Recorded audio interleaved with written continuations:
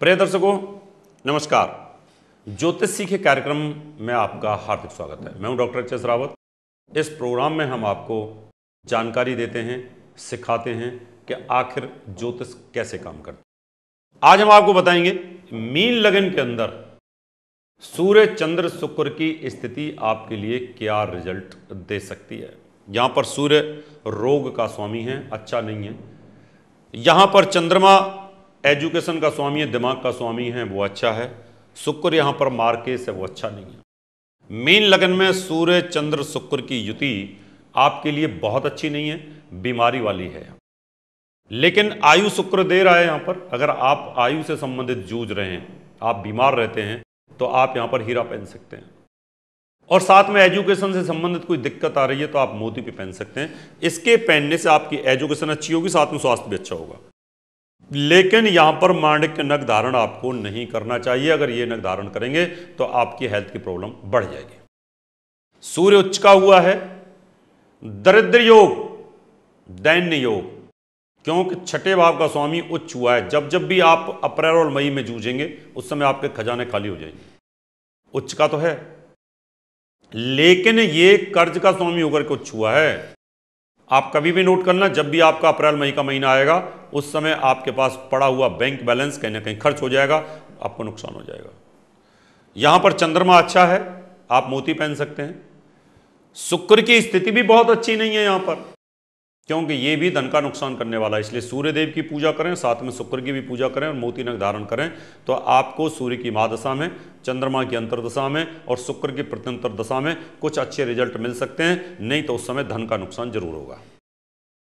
सूर्य चंद्र शुक्र, शुक्र अपने घर में बैठा है। कोई भी ग्रह अपने घर में बैठता है तो अच्छा फल देता है, यानी आपकी आयु की वृद्धि होगी, दोस्तों का आपको सहयोग मिलेगा। चंद्रमा उच्च हुआ है दोस्तों के घर में तो आप मोती पहन सकते हैं, आप हीरा भी पहन सकते हैं। लेकिन सूर्य का तीसरे भाव में आपको डोमिनेटिंग नेचर तो बनाता है, लेकिन भाई बहनों के साथ ये विरोध कर देता है। इसलिए सूर्य की पूजा करें। सूर्य चंद्र शुक्र ये चौथे भाव में बैठे हुए हैं। चंद्रमा चौथे नुकसान करता है, गले छाती की तकलीफ देता है। अष्टमेश शुक्र बैठा हुआ है, मां के स्वास्थ्य को खराब करता है।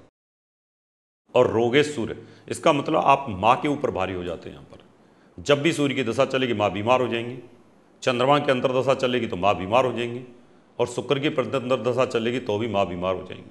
उस समय कोई सेल परचेज आपको नहीं करनी चाहिए।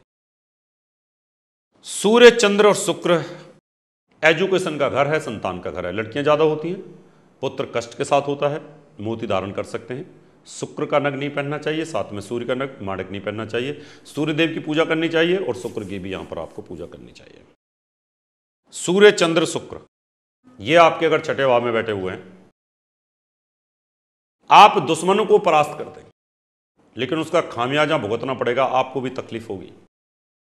कर्ज में जा सकते हैं, संतान को कष्ट हो सकता है। और जो आदमी मुकदमे लड़ता है, दुश्मनी रखता है, युद्ध करता है, उसके पास धन का अभाव हो जाता है। सूर्य चंद्र शुक्र, शुक्र नीच हुआ है विवाह स्थान में, अच्छा नहीं है।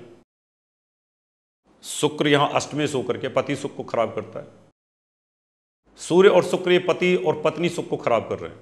चंद्रमा बचाने की कोशिश कर रहा है, लेकिन वो भी बहुत अच्छा नहीं। इसलिए इस तीनों कॉम्बिनेशन में आपको पूजा ही करनी चाहिए। हे सूर्यदेव, चंद्रदेव, शुक्रदेव, हम आपको प्रणाम करते हैं, आपको नमन करते हैं। हमारी कुंडली में पिछले जन्म का दोष है, प्लीज आप हमारे वैवाहिक जीवन को बचाइए। तो इस पूजा से इसको ठीक किया जा सकता है।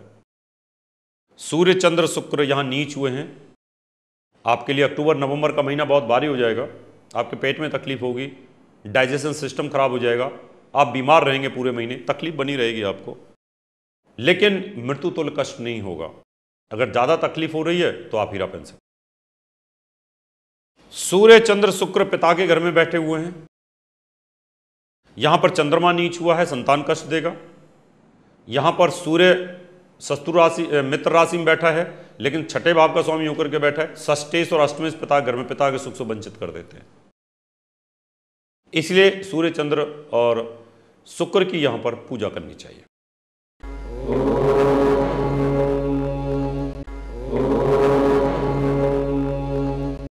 सूर्य चंद्र और शुक्र कर्म भाव में बैठे हुए हैं। सरकारी नौकरी आपको मिल जाएगी, लेकिन बहुत ऊंचे लेवल की नहीं मिलेगी। कंपटीशन में सफलता प्राप्त करने के लिए आप मोती धारण कर सकते हैं, क्योंकि पंचम का स्वामी यहाँ बैठा है मित्र के घर में, और साथ में एक पुखराज भी पहन सकते हैं। पुखराज और साथ में मोती धारण करने से आप कंपटीशन में सफलता प्राप्त करेंगे, सरकारी नौकरी भी आपको अच्छी मिल सकती है और आप साथ में अच्छे स्वस्थ भी रह सकते हैं। सूर्य चंद्र शुक्र का कॉम्बिनेशन अगर एकादश भाव लाभ स्थान में बैठा हुआ है तो यहां पर सूर्य शत्रु राशि में बैठा हुआ है, जो कमाएंगे कर्ज में चला जाएगा।